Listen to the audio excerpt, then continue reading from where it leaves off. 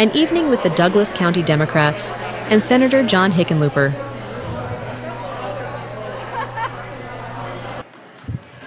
Hey everyone, how are you all doing? How are you all doing? It's awesome. Thank you so much for coming here, and it's always an honor to see all of you, but I'm especially thankful and honored to have Senator Hickenlooper here, and so we're very thankful to have him. Senator Hickenlooper, thank you for coming. Well, I was asked to talk about what's so special about Douglas County. And I thought I'd spend a little bit of time talking about what is putting us on the map, right? I joined right after the Capitol insurrection. We had our reorg. I believe that's when Angela became HD 45 chair, and I became the secretary of Douglas County Democrats. But there's a couple of two pivotal moments in our history. The first one happened in August of 2021, when this woman from McCook, Nebraska, became the chair of Douglas County Democrats. We used to be, up until then, the identity of this party was very, very, we are progressive, we are Democrats, and we don't want anybody here. But she changed the culture. Single-handedly, she changed the culture of Douglas County Democrats. She said we're an umbrella party. Everybody is welcome. We don't care. If you want to be here, you're welcome. We don't care if you're a progressive, a Democrat, progressive, a conservative Democrat, or a moderate. It doesn't matter. You have space here, and she did not tolerate shaming of anybody. And so she set that culture for us. So we owe it to her. That's the turning point of our culture as Democrats. We became more kinder, compassionate. We became more accepting of everybody. We learned how to meet where people are. And so our volunteers grew. She put her email address, chair email address, on all the party literature. So she was directly meeting hundreds of people and growing this county by herself. So without you, we wouldn't be here. We wouldn't have this room full of people here. Thank you.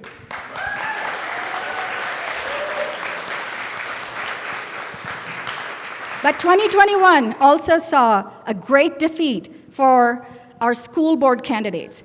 There were two amazing incumbents and two amazing candidates who ran, but Douglas County had a culture of working with nonpartisan races where both Republicans and Democrats worked together. And then MAGA happened. Trump's autocratic rule started. The most important part of that is divisiveness, so all GOP became MAGA and separated themselves from anything Democrats were. And so that's where they first lost out. They might have put extremist candidates on there, but they lost their edge. That's the beginning of the end for them. And so, we learned a lot of lessons that year, and the pivotal year for Douglas County Democrats, the second one, is 2022. In June of 2022, where the Dobbs decision overturned Roe versus Wade, was a wake-up call to all of us, where we lost constitutional right to abortion. So there were a lot of people who wanted to do something. And one such guy that we met who was doing something, a former Republican and an Air Force lawyer, and he lived in Douglas County, and this guy was fighting our school board, our commissioner races. He even reached out to me and said, you guys can send your kids to school, so come talk to these, make a public comment. And I was like, oh my God, nobody did this before. And eventually, it was time to fill our candidates, and then Angela and I recruited that guy, Bob Marshall, turned him into a Democrat, and he won that House district in nearly 60 years. He turned a Democrat in nearly 60 years. So that's what a change in culture does. But you know what happened in 2022? We lost a lot of races, but we lost very, very good. How did we lose? Very, very good. Our margins came down really, really low. So for candidates who were paper candidates, non-existent, they showed up, signed, and they were never there, no picture, you know.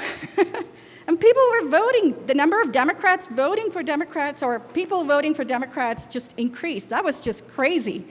And so there was that momentum that we all recognized. And we also, at that year, Angela also started the data analytics team because the year before we finished our reorg, and all of us suspected after that reorg, there is something different in Douglas County.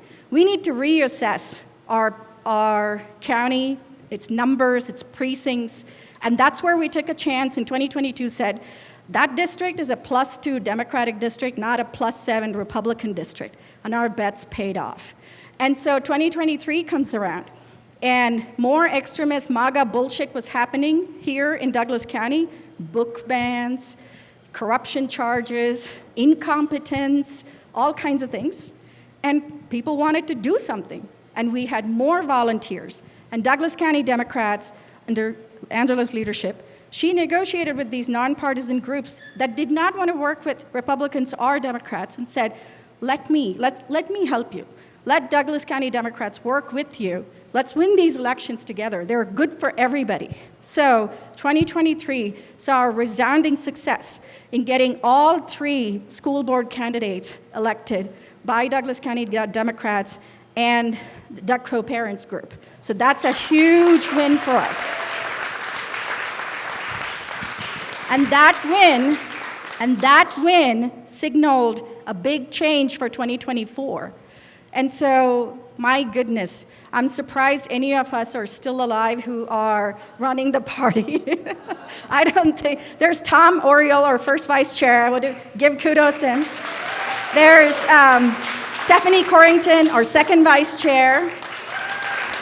Kira Storjev, who's the House District 44 chair, but then she was briefly first vice chair. And then Delana is not here, our secretary, she's amazing. And our deputy secretary here, Stacy Arambula. And Paula Graham, the amazing Paula Graham, our treasurer. Everybody, born activists, they invested so much of their time. All of us have families, children, or careers, but we're making time to make this change happen here, right? And then 2024 came. And we saw amazing interest. We were able to recruit a few candidates, but we saw amazingly talented and high caliber candidates come out and say, we want to run. And that was just unprecedented. Like every single race we have, look at the number of signs here. And that's amazing. And we had more unaffiliated people wanting to work with us. More Republicans wanting to work with us, which is really odd this year. And we also saw an amazing amount of party involvement. Our caucuses never saw that kind of attendance before. We sent a full delegation to the CD4 Assembly, to the state assembly. 8 people. 8 people from Douglas County made 10% of the Colorado delegation that went to Chicago. So we made up 8 people. Something crazy is in the water here, right? And so we have 2 DNC members from Douglas County. And so these are not easy wins. We're winning. You know, every election that we're participating in, we're winning. And this year, it is a very unique situation where every GOP candidate that's on the ballot rivals with Trump. And so they follow his lead to the T, and they are mired in controversy just like him. And so this presents an amazing opportunity for us to fight. These elections can be won. And so I want to make sure that we don't take that for granted, and this opportunity doesn't present itself often. So I ask you all to put some more of that elbow grease that all of you have been putting, and let's make sure to win. So when we fight, we win. When we fight, we win. Thank you. Senator Hickenlooper, all of them are our workhorses. Every single one of them in this room, they put in hours and hours of work to bring us to where we are. So without much further ado, I'd like to introduce our senator. Thank you for coming.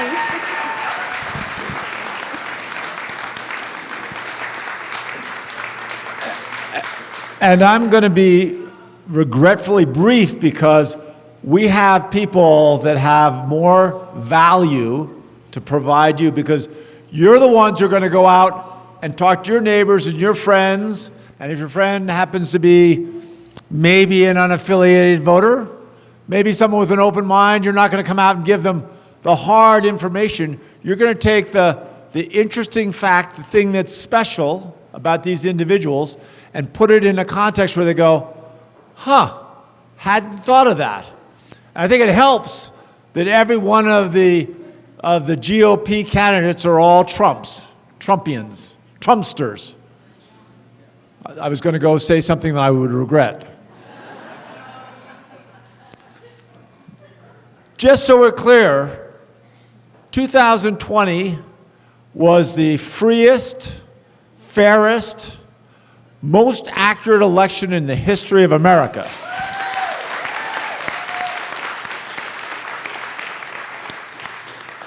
And to this day, Donald Trump knowingly says every single time he appears that that was a fraudulent election.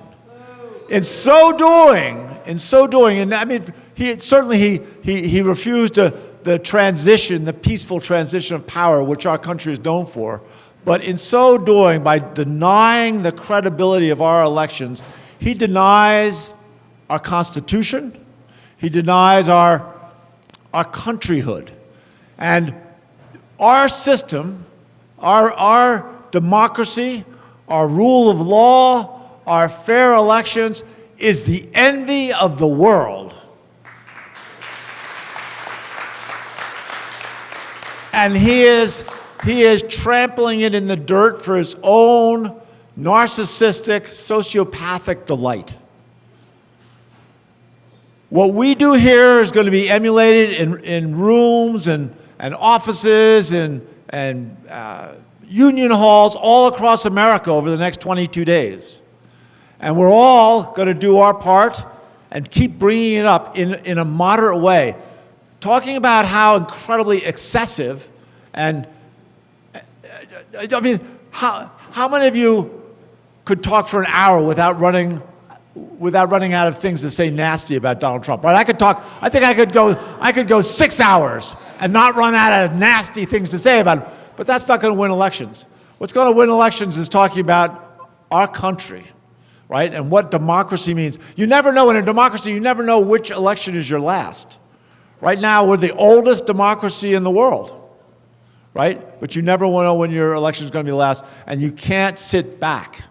So that's why I come to Douglas County, and my God, I'm hearing all over the state, have you heard about Dougco? I said, what do you mean, have I heard about? Yeah, I know Dougco. No, have you heard about Dougco? About all the Democrats there and the enthusiasm and the passion and how people really get excited. And what you are doing is changing, being part of this transformation of Colorado, which is part of the transformation of America. And we've taken a couple of pretty stiff punches to the kisser, right, from Donald Trump. But we're back up. And this group, along with groups all across the state, are going to show on election night, when we count the votes in our fair election, that we're not going to take this crap that they've been peddling for the last 8 years, right? And Kamala Harris, who I know, not well, but pretty well, that woman never quits. She never stops. She is, no matter how tough it gets, she's always there. And it is about our freedoms and our rights. And she's going to fight for all our freedoms and all our rights. And so with that, I'm going to get out of the way because we want to hear from them. Trish, So again, I don't like to say nasty things about other people in politics. And therefore, I'm going to let Trish say all the really nasty. But I do think this is a classic example where in the last 2 months, people are suddenly talking about how Trish can win. So let me give the next representative from District 4, Trish Calabrese.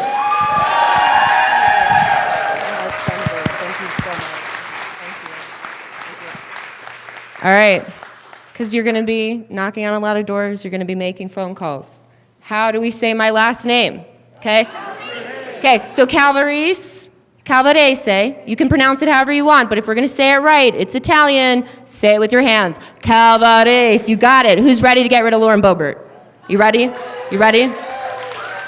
So here's the difference. Unlike Lauren Boebert, I didn't ditch one district for another after almost losing and then embarrassing myself at Beetlejuice, right? I'm from here. I am a proud daughter of this district. That's right. I went to Fox Creek, Crest Hill, Highlands Ranch High, and I was the 2005 Douglas County Teacher Federation Student of the Year Award. Thank you. Award recipient. Thank you. I earned a full academic scholarship to the Johns Hopkins University. And I went on to become director of speechwriting at the AFL-CIO to see landmark legislation passed, including bipartisan infrastructure and the Inflation Reduction Act. Thank you. And then at the U.S. National Science Foundation, where we were a big fan of Senator Hickenlooper, we were working to reshore American innovation and to create the next generation of American manufacturing when life happened. So both of my parents had cancer at the same time. And I am an only child. So thank God for my union. Thank God for Medicare. I was able to drop everything, come home, and provide end-of-life care through home hospice at home. Thank you. Now, that was 1 year ago, and that's the hardest thing I've ever done, y'all, and I am getting through because this community lives its values. We're compassionate. We care about each other. We care about our neighbors. And in fact, that's one of the last things my dad told me, to live that value that I was raised on that service. And in fact, so he was a lifelong Republican. And he told me to step up and to run and to give back everything this community has given to me. And can I tell you, folks are hungry for it. Folks are hungry for that service, for somebody who's going to listen to them. Because can I tell you, life happens to everyone. And if you are lucky to live long enough, someone you know is going to get sick. And you're going to have to go through the end-of-life process, and that cuts through all parties. And people know our system is broken. So they're ready for something different. And I'll tell you what, as an elder millennial, right, where we might try to get one under the buzzer, my husband and I, right, of a child, Lauren Boebert should have nothing to do with the private family decisions I make about when, if, and how I have a family. And in fact, we just launched a digital ad with my dear friend from high school, Scotty B. They just had a second daughter and their first, a beautiful family thanks to IVF. And Scotty's bald and all, got his beard, right? And says, this is my family. And Lauren Boebert puts that at risk. He's never done anything political in his life before. That is such an honor at every event we go to, right? Every phone bank we have, people are showing up who are saying, I've never done this before. I've never been involved before. We're hearing from Republicans even who are saying, you have my vote. Because here's the secret weapon. It's in this room right here. This is something money cannot buy, but I got good news. Maddie, I'm going to drop the good news. We're out fundraising Lauren Boebert 5-1.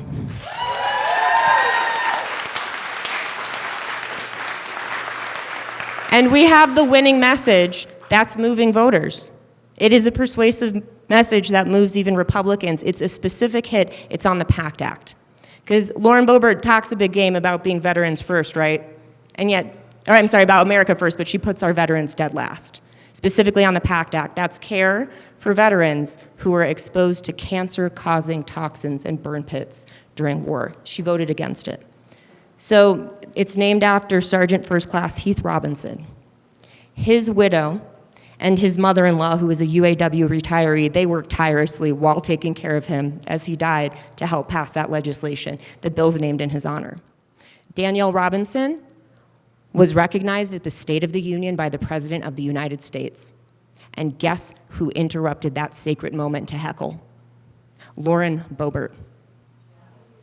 We deserve better. We deserve better. Our neighbors deserve better. And that's such a bigger deal than party. So don't let anybody tell you this race is not winnable. It is, and it is electric. Something is happening on the ground, y'all. Just thank you. One quick story from the field. So there was a bit of a viral video where this lady, she stole my yard sign. We see it right there on the video. She comes up to the yard sign, she steals my yard sign. And you know what? That's an honor to be able to make someone feel something like that, right? Even if it's upset, to be like an honor. Turns out she was like, well, I have been waiting too long for a yard sign, so I just was gonna make copies myself.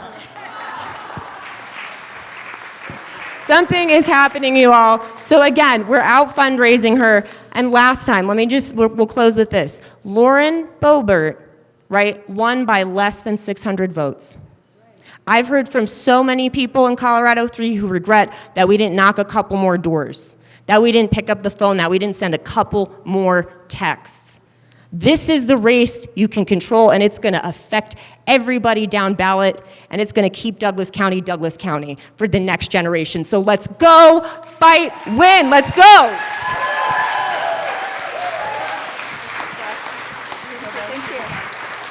Well, that was one of our high caliber candidates that came through. I remember first time I saw her, I said, are you press? She says, no, I want to run for office.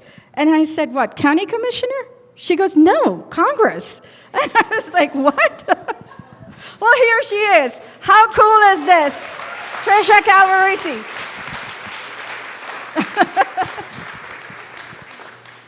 Well, this lawyer who ran for HD 43, we are so grateful he ran. And for someone who was gainfully employed and he had a very cushy life, he didn't have to quit his job, put his life on hold so that he can run for office. But we bugged him enough, so he changed his party registration and he's run. And thank you, Bob, for doing that.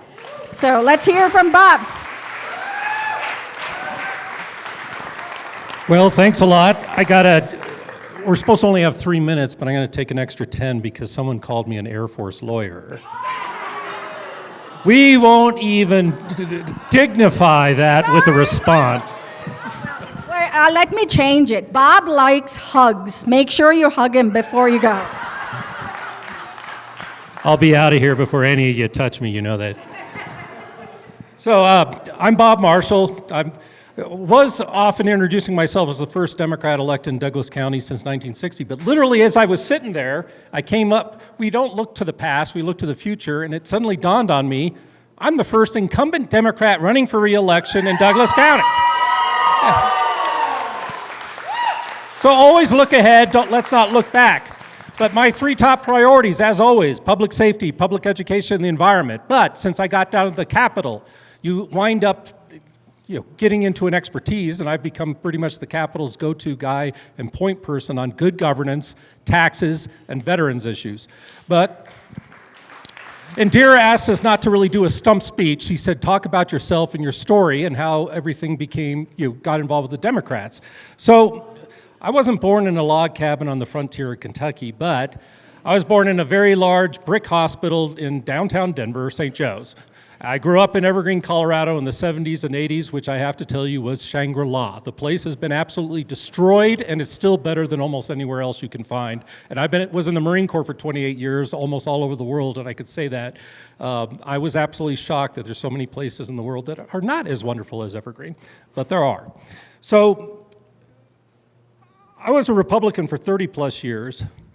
And I graduated from Evergreen High School. I went to Georgetown University on full scholarship, went in the Marine Corps. After 6 years in the Marine Corps, they sent me to law school.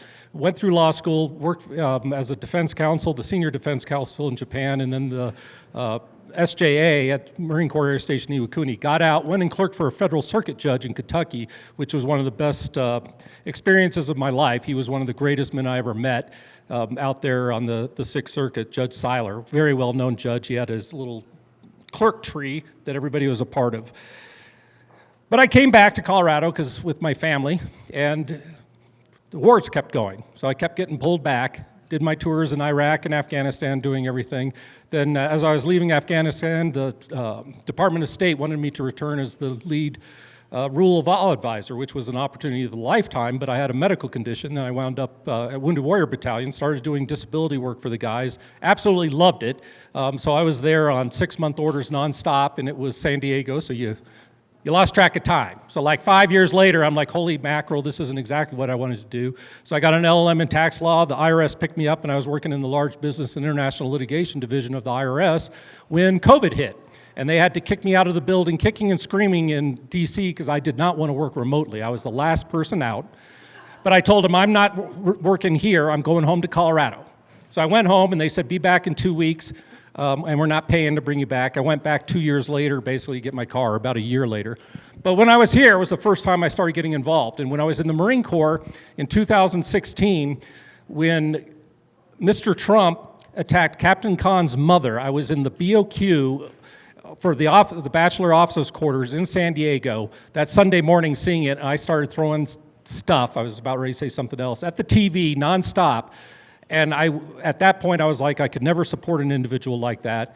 And the reason being, if you are the commander-in-chief or you want to be the commander-in-chief and the mother of a dead soldier wants to yell at you, hit you, kick you, you sit there and take it like a man and don't say a freaking word.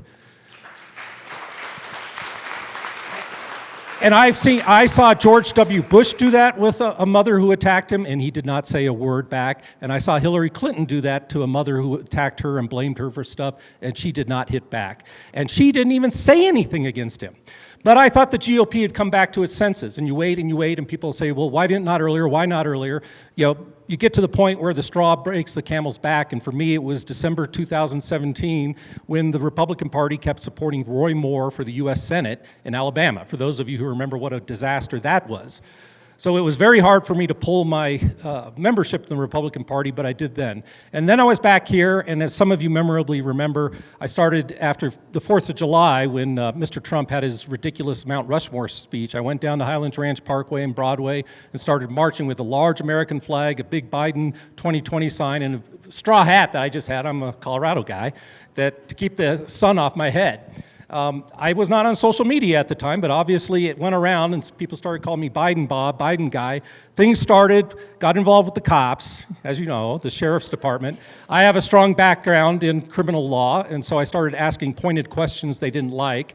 Got involved there. Then, when they blew up Tri-County Health Department, I got involved in that fiasco. That led into the schools, as you all know, because it was all over masks in schools, which led to the Sunshine lawsuit.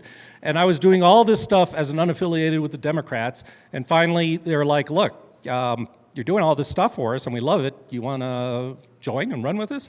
I said, well, okay. So in December 21, I became a Democrat. June of 22, you all made me Democrat of the Year, even though I hadn't been a Democrat for a year. And in November 22, we won the first Democratic race for a partisan race in Dougco by a Democrat in more than 50 years.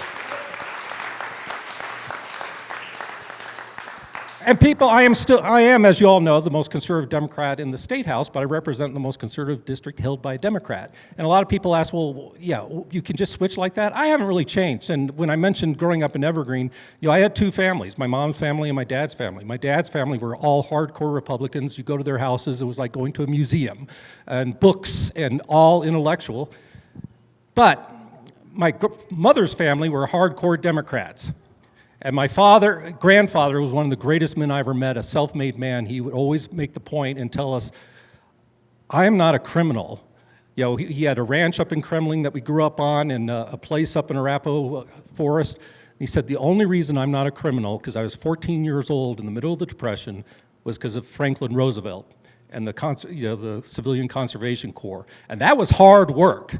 But they took care of people and they made him work, and he worked till the day he died. But he was always about helping people who were trying to strive and get ahead. So I had both those strains running in my family. So it was a pretty easy thing to switch over. Like I've told many people, I haven't really changed. It's just the world's changed around me. So last thing, because I know I probably have gone over, but the 3 rules, a lot of you know them if you're in my district, the 3 rules. Show up, talk to everyone, be positive. So thanks. Thank you, Bob. Thank you, thank you.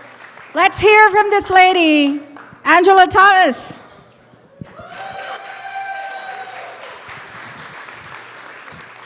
Well, this is a different position for me to be in because I used to be your chair, and I used to be the chair of a county in Nebraska, and I came to Colorado in December of 2019, 3 days after Christmas.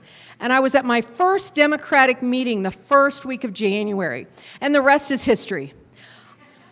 I helped with the caucus, I helped Katie Barrett with her HD 45 campaign.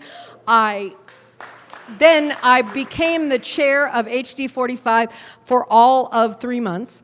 And at that time, our chair, Dana, decided that it was time for her to leave Colorado. And she came to me and said, "You are the person that should lead this organization." And so I said, "Oh, really? I don't know about that, but as I do, I take on jobs whether I know how to do them or not, and I figure out how to do them." So I was elected in June of 21 to be the chair, and we have had a hell of a ride since then. The things that we've accomplished have been incredible. And then in the middle of 23, a person came to me and said, "I have the perfect person to run for county commissioner." And I said, "You do? Who is it?" And he said, "You." And I was like, "Oh, my family will never go for this. I can't do this. That's not what my intent is. I really need to do something different." And I said, "My husband will put the kibosh on this." And I went downstairs after getting on the phone, and he said, you've given so much for nothing, and work for this party hour after hour after hour. Let's do this." And so together, we decided to move forward on a run for county commissioner. It was a kind of a weird experience to find myself in that position. I resigned from the chair as the chair of the party. We won the primary and went forward. Now, a little bit more about me. I grew up in a town of 110 people, where my mom was a town councilwoman, she was our town's magistrate, and she was a poll worker. And so she taught me all about civic responsibility as a young child. I was the youngest of 7 children. My mother was a single mom, and she helped me to get to college. And I was the first member of my family to graduate from college. I spent 20 years in the social work field. So listening was the first skill I learned about being a social worker. You got to hear what your constituents have to say, and you have to take that in, whether you agree with what they're saying or not. And so that is really the basis for who I am, is listening. I then spent after I left social work, because it just got a little overwhelming with kids of my own, I operated my own business for about 17 years. And that was an interesting experience to be a business owner. So while my experience is not quite like Bob's, I've just worked my way through the world, and when someone says, "Can you do this?" I say, "Yes," and then I go, "Oh shit, how do I do that?" I've done that on more occasions than one. That's kind of how it is with running for county commissioner. But the really good news is that there are Republicans in this county who are as disgusted with George Teal as each of us are.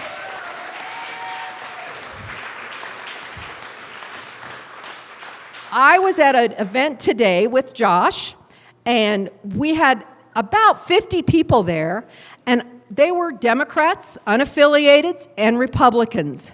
And I would tell you that we walked away with every vote in the room, including from a gentleman who was Trump's state director in Colorado in 2016. This race is winnable. This can be done. We need all of you to open your pocketbooks. We need all of you to talk to your friends and neighbors.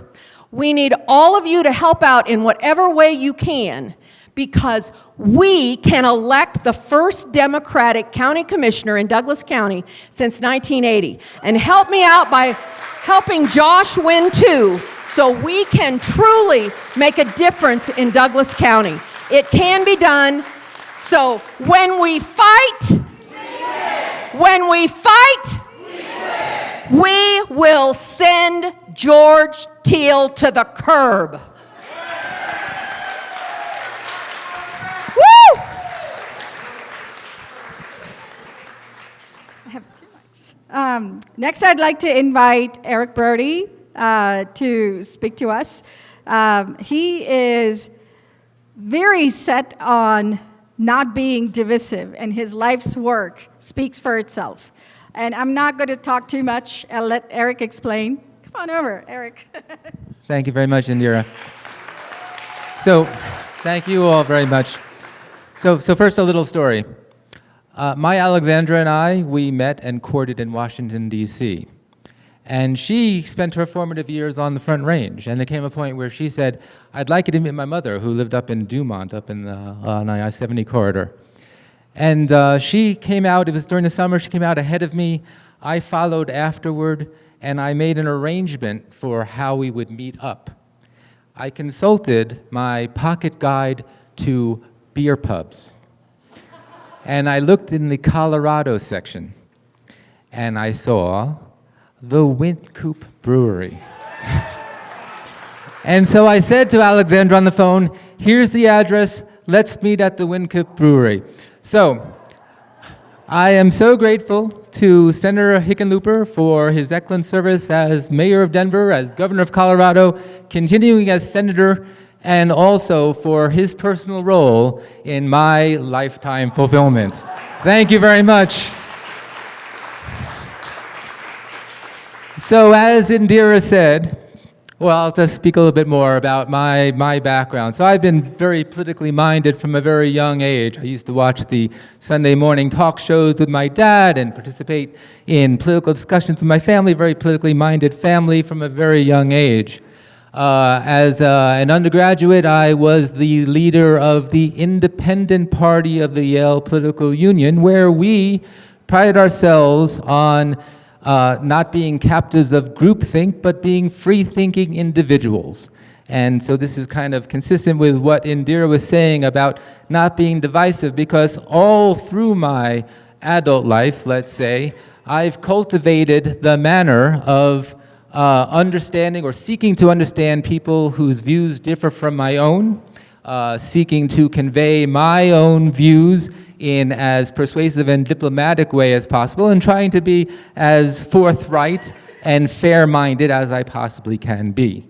And so this is an important mission of mine. It's been one that I've pursued in various ways as the founding president of the board of directors of the Transcendental Politics Foundation, as a founding leader and the current co-chair of our local Douglas County-based chapter of Braver Angels, the Southern Front Range Alliance. And Braver Angels is dedicated to depolarizing America by bringing reds and blues together to seek common understanding. Thank you very much. Yesterday, a high school student interviewed me for a civics project. And I'll share with you 2 questions that this student posed to me and how I responded to them. One question was, why did you decide to get involved and to run for office? And another question was about campaign slogans and themes. And the answer to these two questions are very much aligned, because the theme of my campaign is decency and sense. And I generated this phrase, decency and sense, early in the previous presidential administration, when so much was going on in our society, not just in the White House, but across the political, well, not across the political spectrum, but at every level, where supporters of that president kind of betrayed an absence, a deficit of decency and sense. And it was always my opinion that we would do best, as successful as we could be, in cultivating those people in our society who have a sense of decency and sense, no matter what their political leading is, whatever their political affiliation is, or maybe none at all. So that's been my motivation to be someone involved in our public life, to run for office, to cultivate these values as an elected official, and also in this campaign. Last week, maybe you heard some remarks, a speech that President Obama gave. And President Obama raised this question. He said, when did it become okay? And he spoke about the miserable things that certain people were saying about FEMA's response in Florida to the hurricanes, and the lying, the grotesque victimization of already vulnerable people. And it's kind of a question that I raised with respect to my own campaign, because I've wondered, when did it become okay for a state party to send out a blast email at the beginning of Pride Month that read in the subject line, "God hates flags," and to follow that up with a social media post that read, "Burn all the pride flags in June"? The good part of that incident was there was kind of an uproar amongst people in that party. There were party chairs, there were party central committees outraged that this had happened, that sought the resignation of the chairman of that party. But do you know who was not outraged? Do you know who was stoutly defending that chair? The incumbent representative of House District 39, the person whom I aim to put out of office with all of your support. So thank you very much for your attention, and I look forward to seeing you out on the hustings. Thank you. Last candidate tonight, but not the least. We're all here in her House District, HD 44. So give it up for Alyssa Nilimo.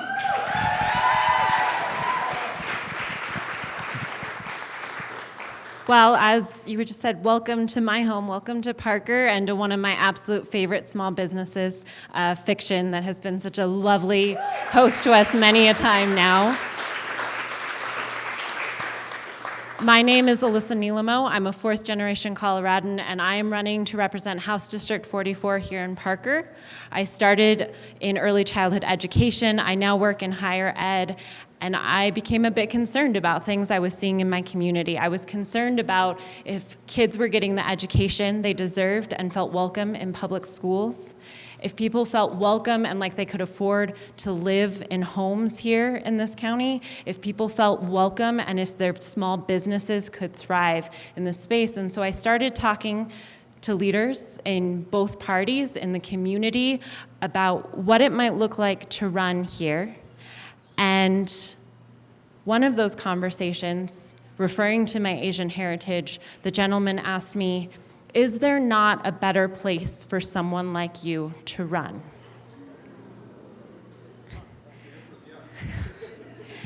And for me, that was a decisive moment, because there's a very specific reason that my Asian family is in the state of Colorado. Because in World War II, there were other people that felt that Japanese American-born citizens also were in the wrong place and didn't belong, and they were going to put them in camps. And at that time, there was a rising Republican governor by the name of Ralph Carr who said, "Absolutely not. If you make it to the state of Colorado, I will help you, and you will be welcome. And his career suffered for that decision. But my grandfather, who was 13 at the time, and his family, they loaded up in under 72 hours into a caravan, and they began to drive to the state of Colorado. And on their way, people had heard about this caravan, and they would throw things at it. They would threaten it.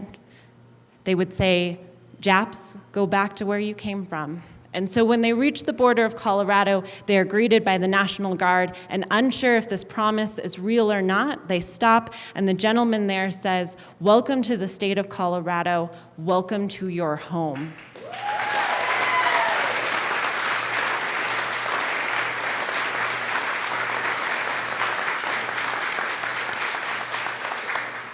And I take a lot of pride in that legacy because, yes, I was raised to honor and respect a Republican governor, but more than that, I was raised to respect a politician who put people before his career, who put people before his party, who said, "This is what is right." And I still believe that is what Colorado is.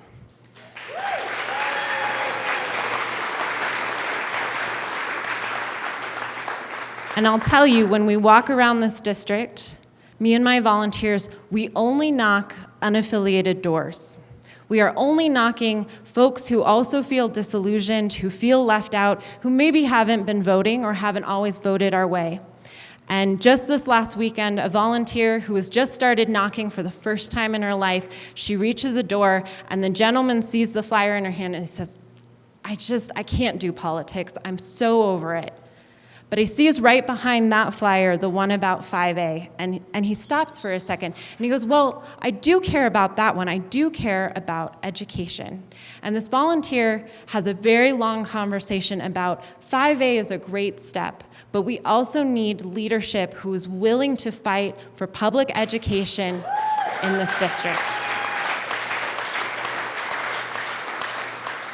They talked about their kids, they talked about their dreams, they talked about their community and their home, and when she walked away, he said, "All 6 votes in this house are for your candidate."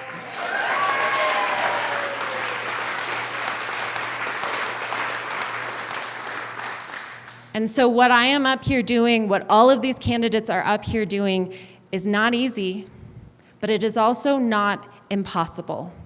And that's because every one of these races is about that personal conversation with another human being who feels like we deserve a little bit better and that we can get there. And so my ask is, please come knock those doors with us. Be the people power in this community. You care about what Douglas County looks like. I want to see your feet telling me that.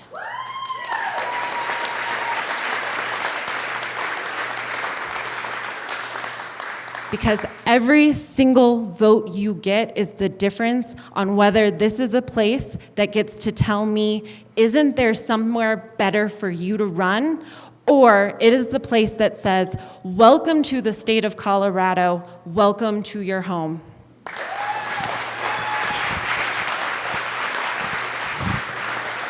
Wow. Give it up for these candidates. Unfortunately, we don't have time to hear from everybody, but I do want to acknowledge all our other candidates. Josh Smith, running for County Commissioner, District 3. Julian Bouquet, running for RTD Director, District G. Abdullah Zubair, running for Parker City Council. Thank you so much, all candidates, for running and representing us. That's amazing. Now let's open up the floor for Q&A. I'll come around with the mic, and if Senator Hickenlooper would like to join us and answer some questions from our people. I don't think I'm in your league. You guys are so great. Actually, I don't have a question. I have a comment. My wife and I, my name's Jim Brown, my wife is Carol. She's sitting over there. We just moved here from Annapolis, Maryland, Anne Arundel County. And when we moved into that county 12 years ago, the county representatives, all 4 of them to the county council were Republicans. When my wife and a whole lot of other really good people got to work, when we left last month, there were 3 Democrats and 1 Republican, and we're going to get rid of that sumbitch this time around. So it can be done. Thank you. Thank you so much. Anyone have a question? No questions? Really? Come on up here, Stacy. My question is for Tricia. My question is for Tricia, but she's not paying attention. Yeah. So I want to know, what's the first thing you're going to do right after you beat Boebert?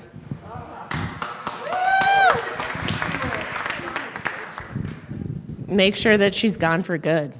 Like, make sure I'm not kidding. This isn't a one-off, right?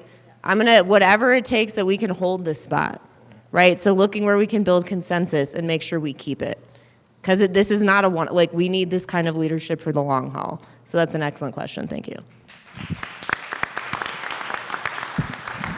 Yeah, I didn't want to just jump in, but I had just a quick comment because the person they put in as the placeholder, that Greg Lopez guy, I had a little conversation with him and made the point to him that, look, you're only there for 6 months, you ain't going to be able to do anything, but what you could do is set up a really great constituent service operation, because there isn't anyone in CD4, and hand it over to Boebert. He said it was a great idea. I have not seen one thing worked on that. That's because maybe somebody's trying to run for governor. And I just want to point out, I'm 2 for 2 now on them. They won't debate me on TV, right? Like, that's Boebert and Lopez are afraid to debate me. So they should come to Douglas County and see what's up.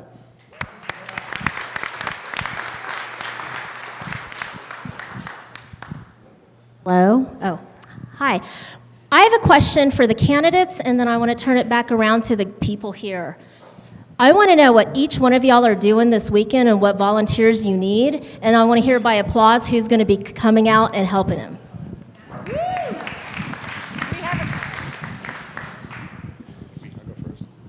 I'm going to be knocking doors in Highlands Ranch, so whoever wants to come down and knock with me, please come. I have to ask Kathy Lees what I'm doing, because I never know.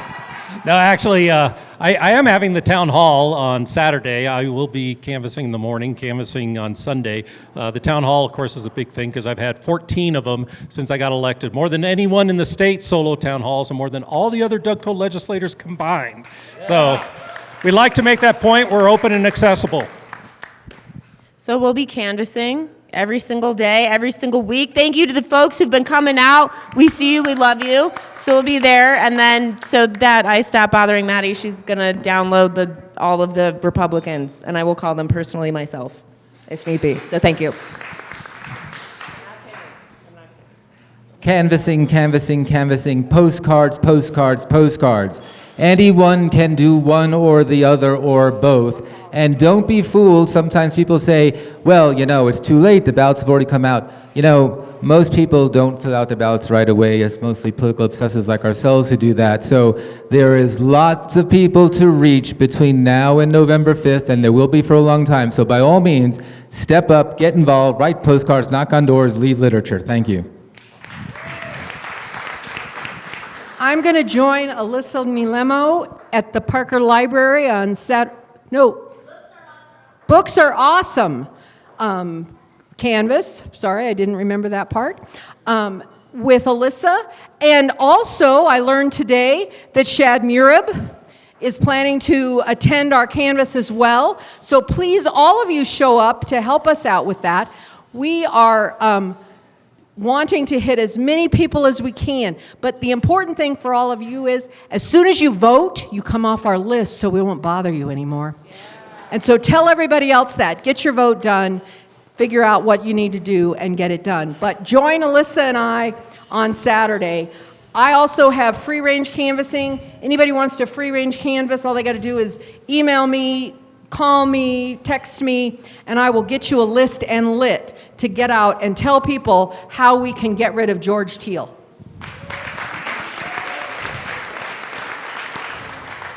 So hopefully you all are picking up on a theme about canvassing. So we will be launching from another beloved small business here in Parker. Books Are Awesome. Books and the right to have books is very important to me. So please come out and support, and I will just put this little hair. The world is very small, so when Shad Mirab was running for chair, he gives me a call and he goes, that's a bit of an unusual last name. Can I ask you if you happen to know a Kyle Nielamo? Who I do, it's my brother-in-law. And so I do believe deep somewhere in the troves of the Nielamo house, there are pictures of Shad and my brother-in-law in a very embarrassing middle school band. So I think if more of you come out to canvass on Saturday, I will have the mechanisms to pressure for said blackmail. So you can do a 2-for-1 this weekend, and we would really appreciate it. So I have a question for Senator Hickenlooper, please. I'd like to hear you talk about what your outlook is for this upcoming election, particularly the presidential part of it. Thanks. My outlook, I mean, I'm an entrepreneur at heart, and I believe that we can do anything. And it's just a question of persistence and determination and being willing to suffer and stay up as late as you need to stay up. So I have a very positive outlook that we can beat Donald Trump. I'm scared shitless, right? I mean, if we lose this, it's unimaginable. We can't, I mean, when I was a kid, my grandfather told us, if someone reveals themselves to you, believe them, right? It's a cliche.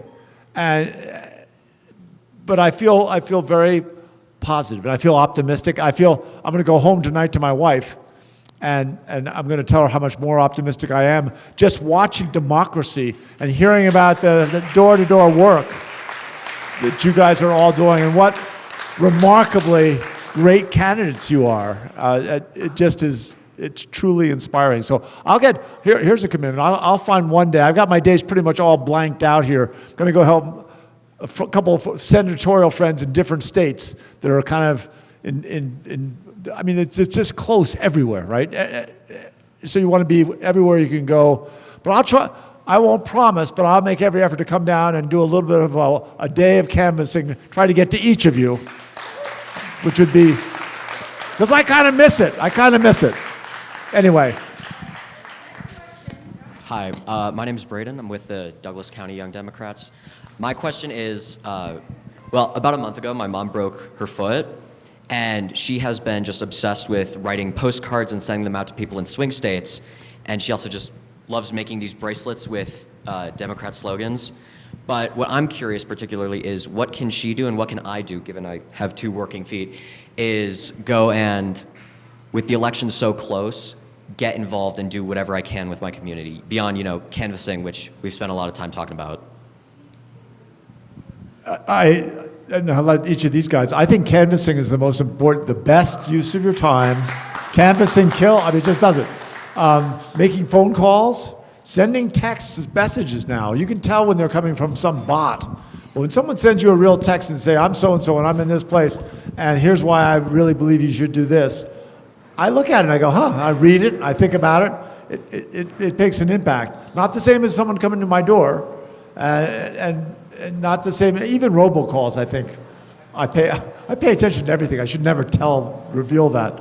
But I think going and helping to put on, get people fired up to do more canvassing, making phone calls, getting your neighbors to be involved. It is a little bit like we're building to a climax. We're building the momentum, and we've got to keep that energy growing over these next 22 days. We cannot, for a moment, come back and say, well, that was great last night, let's take the day off, right? There'll be time off after November 5th.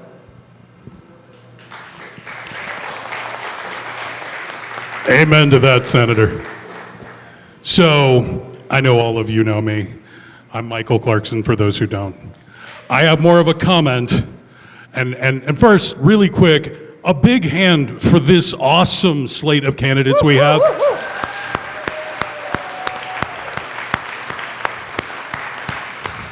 Because we're not just running as the opposite of the other guy, the other option. Every one of these candidates is bringing solutions, bringing answers, bringing, most importantly, kindness back to the election.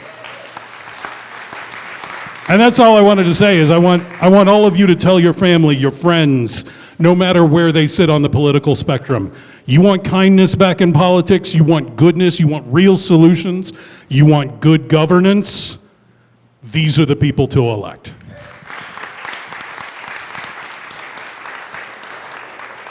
I wanted to shout you out especially, Bob, because I missed you earlier. Yeah, I just wanted to have a quick follow-up on that last question. I apologize for jumping in, but we keep saying canvassing, canvassing, canvassing. One thing I am very big on is what the volunteers feel comfortable doing, that's what they do. And that's what I want them to do. So if you want to just lit drop because you do not want to talk to anyone, some of the best supporters I've had are just lit dropping machines. And they just go up and drop. And when we were running in 22, the combined campaign came in and said, your guys are just dropping lit, they can't do that. And I'm like, if you force them to talk to people, they won't help.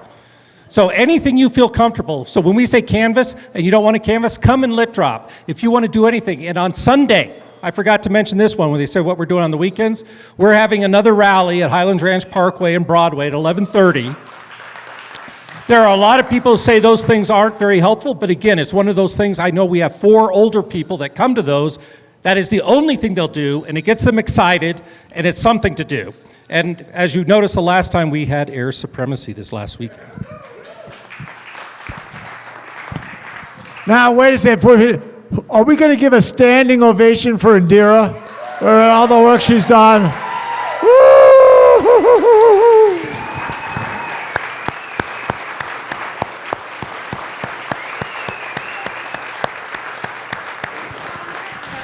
On that note, I think we should all do a big group photo, don't you think? Yeah, let's do a group photo. Who wants to take the picture? No, you're in the group photo. No, not you. We're going to get some help for this group photo. Yes, please. Thank you. All right. You want to stand there and then... Here. Come on. Let's get in here. We should also give another round of applause for Fiction. Support local businesses and support us. Do you want to stand on the sofa or something? Yes, of course. All right, folks. As you come here, remember that we have a lot of yard signs here. Come join us. Yeah, get in here. Get in here. Get in the photo. Get in the photo. Oh, you know what we could do? You get somebody to stand on the bar. Yeah, we could stand there. Katie, stand on the bar and then take a picture. On the bar. That's the best way. Sorry, stand here. We can do it. We can do it. Come on. Let's get you here, Paula, Mike, Pete. Come on. Let's do this. Let's do this. Husband, come. We win. Ravi, come here. Join. You're a Democrat? Over there.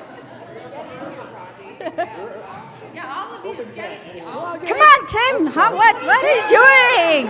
What are you doing? Wayne. Come on. And you. Yes. Yeah, right. Come here. Oh, now we're showing off. Yes. Megan Birch. Megan.